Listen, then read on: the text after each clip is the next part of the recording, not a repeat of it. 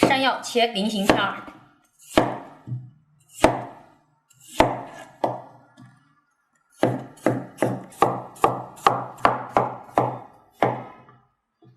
防止变色，切好之后呢，放入凉水里边。山药的粘度比较大，在切的时候滑滑的，可以倒点白醋。为了好看，我们呢再配上红椒。洗干净的木耳呢，也配在山药片里边。西兰花用刀呢切成小块儿。西兰花切好之后呢，我们切点蒜粒儿。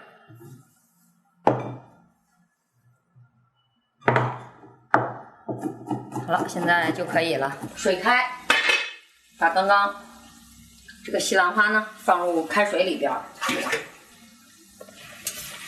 轻轻的汆烫上1分钟。汆烫好之后呢，把山药、木耳、红椒倒入开水里边，汆烫30秒。这时候呢，放入凉水里边。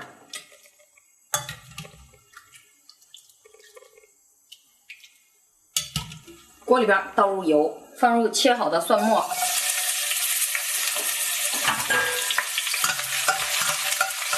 炒香之后倒入西兰花和山药，